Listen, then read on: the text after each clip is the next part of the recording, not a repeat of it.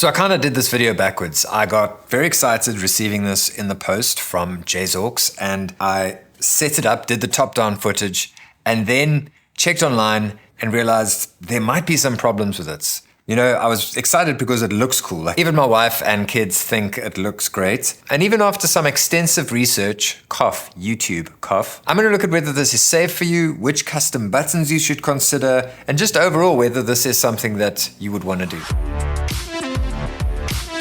So this product was supplied for free by JSAUX, so please check the link below if it's something that interests you. But they have no control over what I say or what I do, and as always, I am going to say whatever I feel and need to give you the right information as to whether this is something that you should consider. I want to quickly take you through the purchase options because they do have quite a lot of products on their website. And we're going to talk about whether you should go with the top and back plates. Obviously, I did the back plate, so there's a reason for that.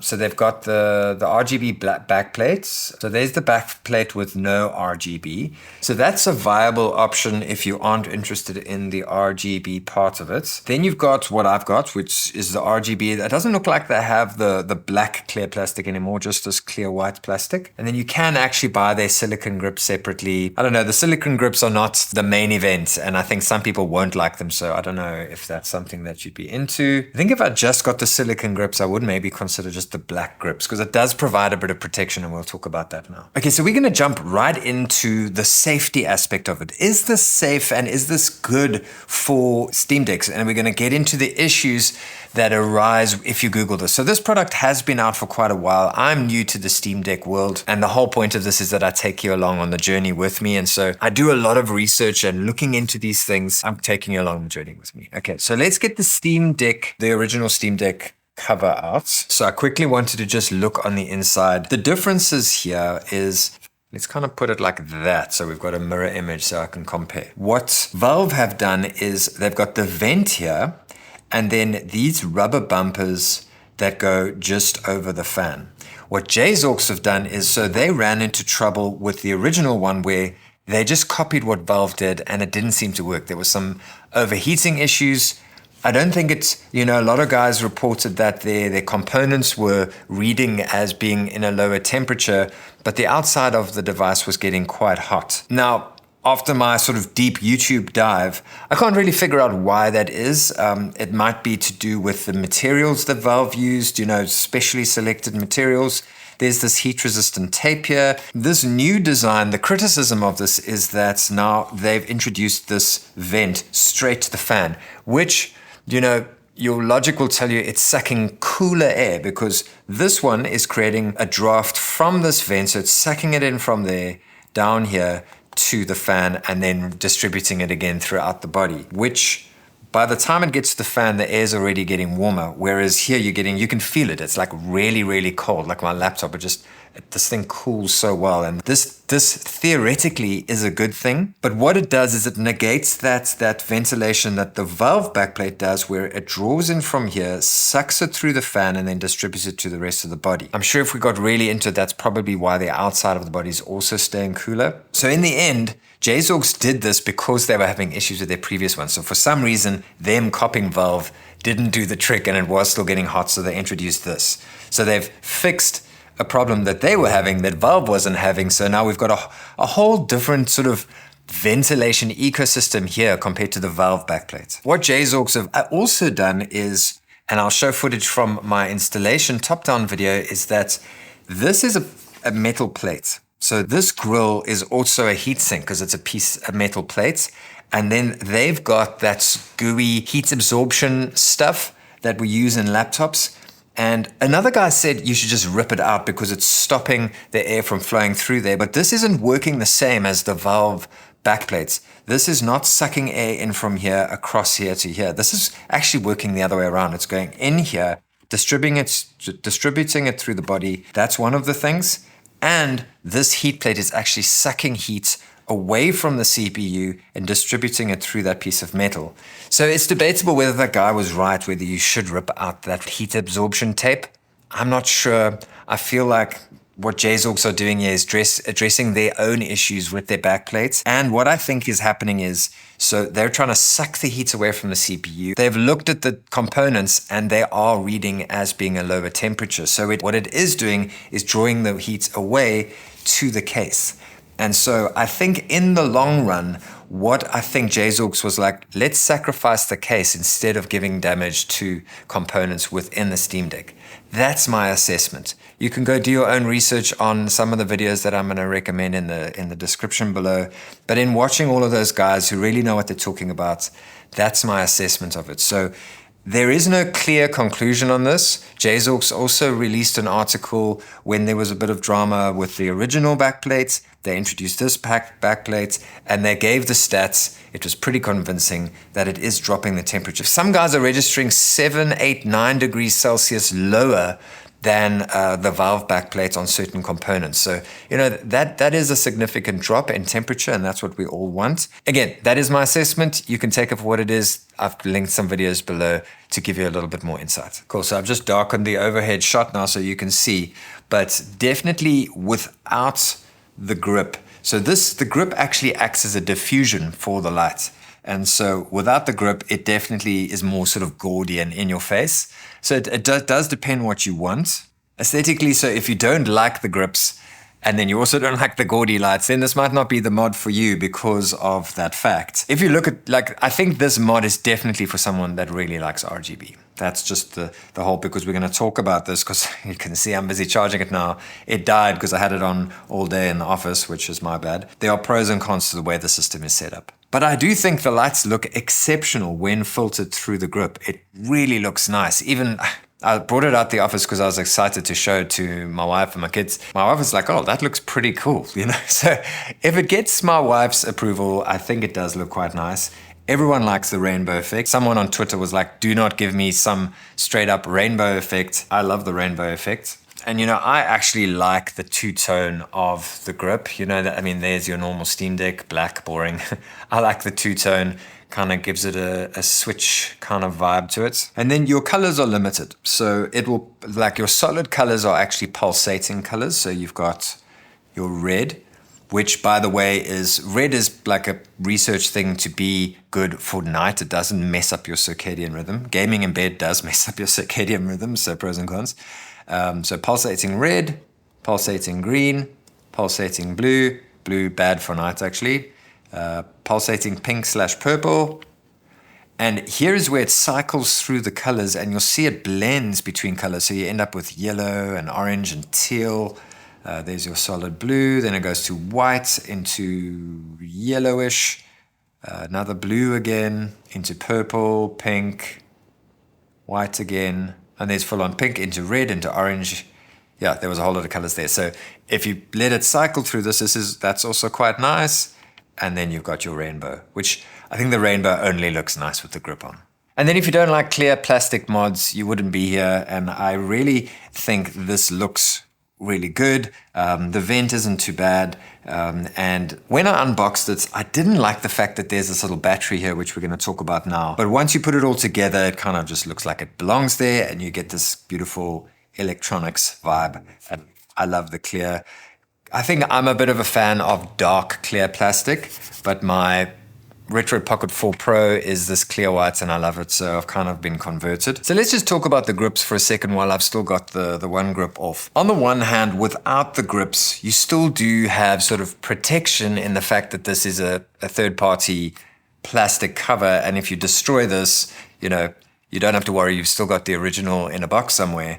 But the grip just gives me a certain amount of security, knowing that when I put it down on a table in a house with 4 dogs and 2 kids, I feel a little bit safer. And then maybe a screen guard is the next step for me. The grip itself, it gives a bit more chunkiness to it and heft to it. So you've got a more chunky, more protected side. And then also I often worry about, you don't always notice the fact that you've got oils on your hands or whatever from the day. And when you grab it, it's going to eventually, slowly but surely, mess up the plastic. And so I like the fact that this is here. The downsides are this device, whether you've got the backplate on or not, gets warm. And with holding it, so if you're doing some very intense gaming, your hands are getting warm, the device is getting warm, this is going to expand and start slipping. JSAUX actually mention it in the manual, and they say, consider some sort of adhesive. That's a weird thing to say considering it's a product that you're selling to people. But, in cars, in electronics all over the place, they use that thin double-sided tape. And that's a viable option. I've seen them use it on cameras as well. So maybe some double-sided tape here, maybe here and here, and that will definitely give it a little bit more sort of adhesion to your device if you're planning to leave it on. But if you are doing that sort of long gaming and it's going to be in your hand for like 2 hours, then maybe just take the grip off. Overall, so the thing is about the slipping, once it's gripped in your hands, it's not such a big issue. You've got a little bit of flopping here. You've got a little bit of sort of hampering your finger over here when you trigger, but that's just something you get used to. You've got a ridge here by that D-pad. I mentioned the flopping here. You've got a ridge here, obviously, by your trackpad. I haven't noticed any issues with pressing these buttons through the rubber here and on this side. And then the same on your action buttons. You're going to end up with a ridge on the outside of the action buttons. But in gameplay, I haven't noticed such a big effect on playing. It's just, something you get used to. And I think the trade-off of having a chunk here, like that security of knowing that something is protecting your device, I think it's a good trade-off. So the custom buttons, I really wanted to like these things, but I'm going to go back to the ones that are flush with the body, and I'll explain why now. So you've got these ones which are installed, which what I've said is inside depression. So when you grip it, it's going to register press more towards the inside of your device. These ones are raised even higher and are going to press towards the outside of your device. So these ones are going to be very responsive, but are going to hamper your grip even more. So my problem with both of these is that when in gameplay, my pinky ends up resting under here, and there's like a bit of a hard ridge there, and then you hold here, and you never feel like you're fully gripping the device. And I really don't like that about it.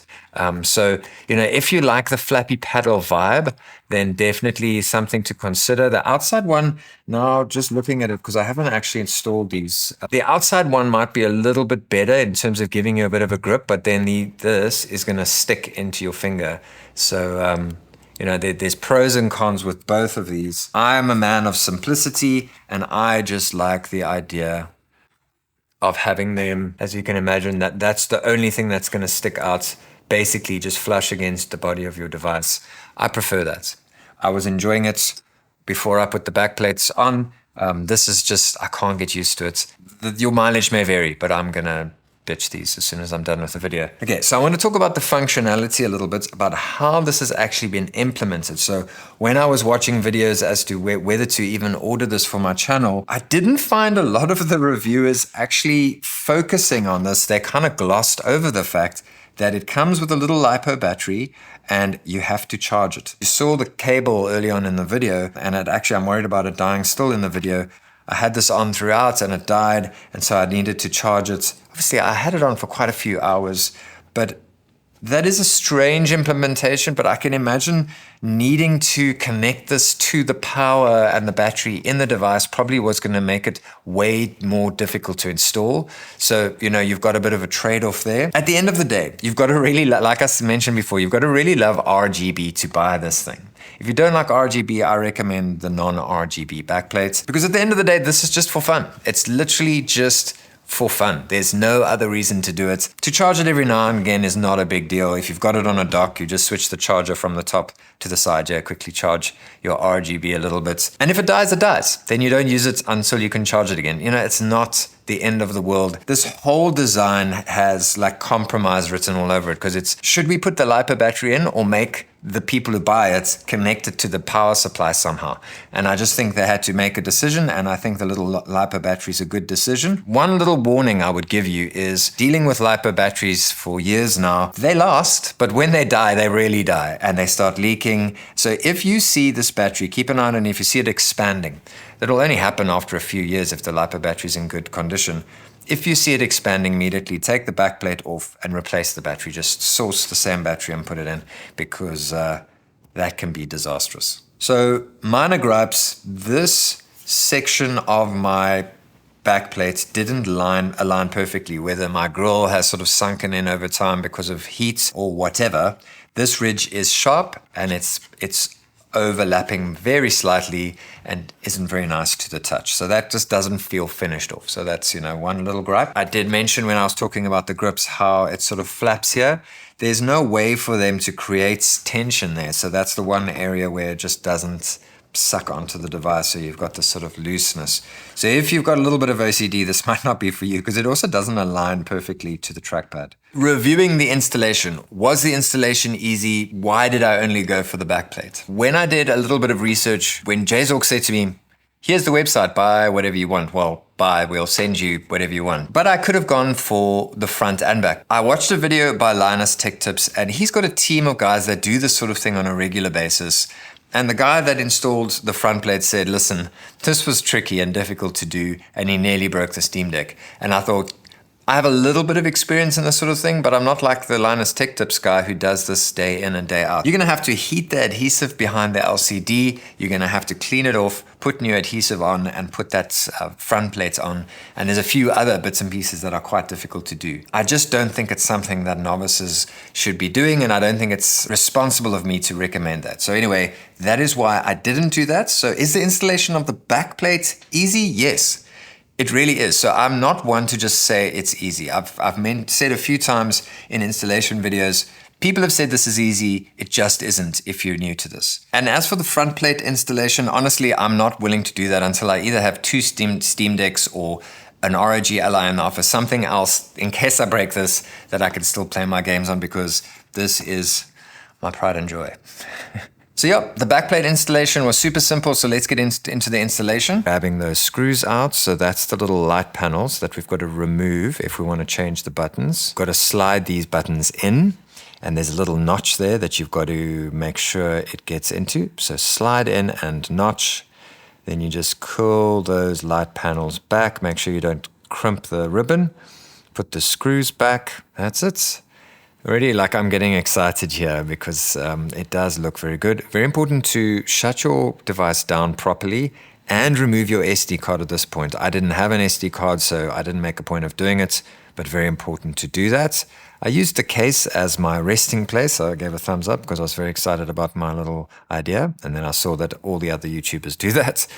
All right, so we've got 8 screws that we need to get out. Star screwdriver that they provide, very nice screwdriver.